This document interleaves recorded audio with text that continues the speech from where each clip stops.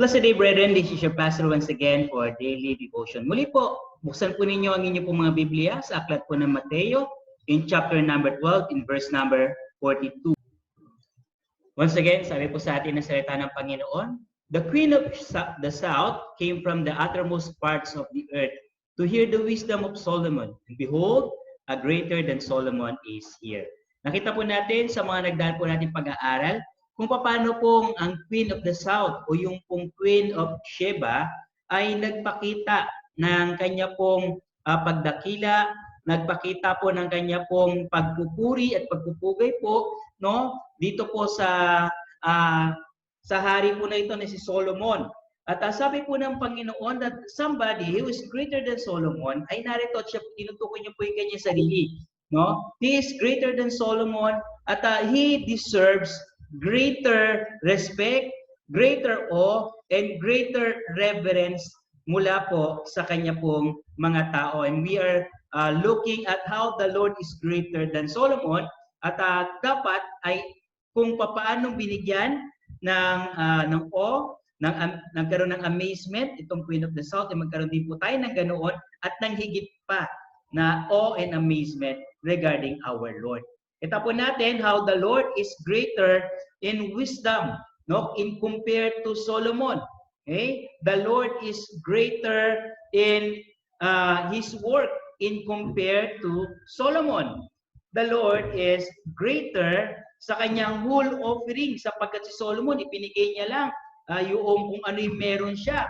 Yung kanyang nabili o nakamal, ang Panginoon binigay niya mismo ang kanyang sarili. At the Lord has a greater wealth, no, when it is compared to Solomon. Ngayong araw po na ito ay pag-aaralan naman po natin how the Lord is greater than Solomon when it comes to the worth na meron po si Haring Solomon. The Lord has greater worth than Solomon. Paano po natin nasabi po yan? Tingnan po natin.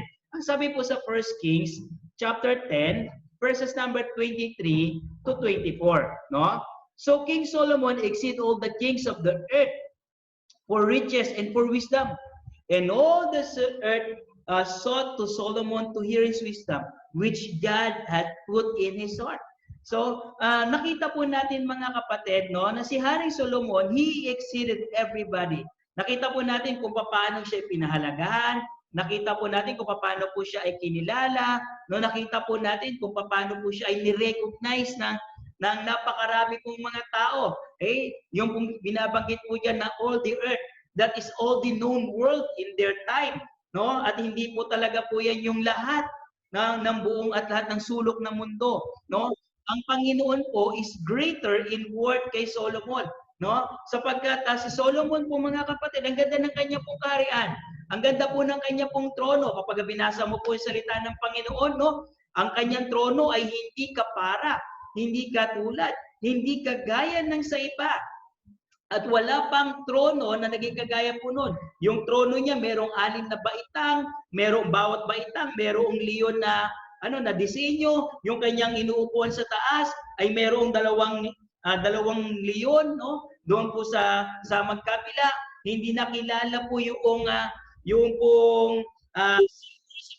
parang bato, yung silver sa kanila. Lahat po ng gamit ni Haring Solomon ay gawa po sa ginto. Pero sa likod po ng lahat po ng yan, no, mga kapatid, ang Panginoon, the Lord Jesus Christ had greater worth than Solomon, no? Okay? At una po makikita po natin yan, doon po sa kung gaano ka-majestic ang trono po ng ating pong Panginoon.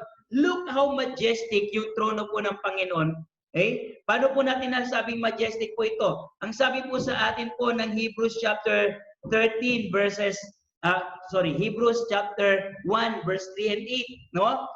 Nung ang Panginoong Yesus, when He purged by Himself our sins, He sat down on the right hand of the majesty on high. Throne na hindi po natungtungan ni Solomon. Solomon elevated his throne ng 6 na baitang, but the Lord elevated his throne above all things, no, mga kapatid na nandito sa sanlibutan. No, sabi sa atin na salita ng Panginoon, but unto the Son, thy throne, O God, even God the Father recognizes ito pong trono ng anak. It is forever and ever. No? It is majestic in its place. It is majestic, mga kapatid, sa tagal. No? Si Haring Solomon, kinailangan mo nang mamatay ni David bago siya maghari, at meron din itong limitasyon, no? Hanggang sa siya ay nabubuhay.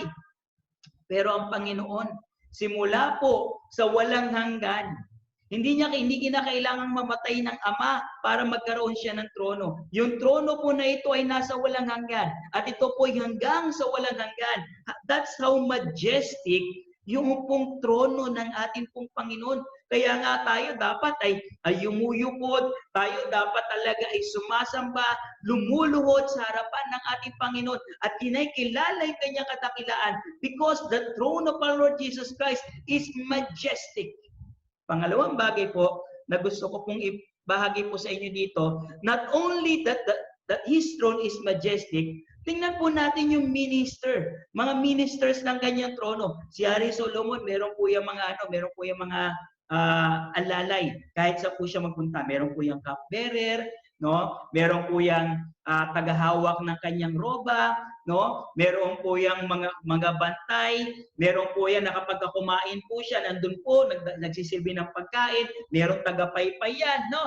Pero lahat ng yon ay mga tao lamang, no? Samantalang ang Panginoong Yesus yung kanyang trono sa langit, mga kapatid, anghel po ang siya pong nagmiministro sa kanya. Ang sabi po sa atin ng Hebrews chapter 1 verses 6 and 7 again. And again, when he bringeth in the firstborn into the world, he saith, and let all the angels of God worship him.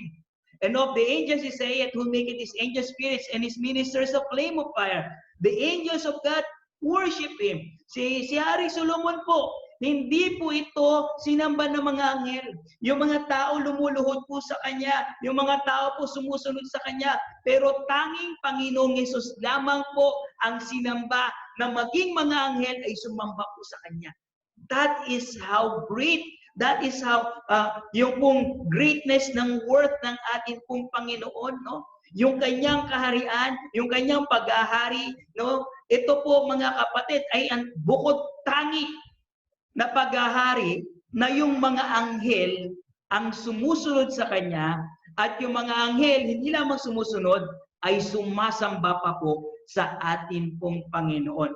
How grand, how great, no, yung atin pong Panginoon. At kung kaya nga, kung yung mga anghel nga sumasamba sa kanya tayo pa kaya ng mga tao ang hindi po sumamba sa kanya. Kaya nga po nagtataka po ako doon sa amin pong ating pong mga ibang pong mga kakilala at mga kaibigan na hindi po nila matanggap ang pagiging Diyos ng Panginoong Yesus. Samantalang malino po na ang Panginoon po, ang Diyos mismo po nagsabi na sambahin ng mga anghel ng Diyos ang Panginoon.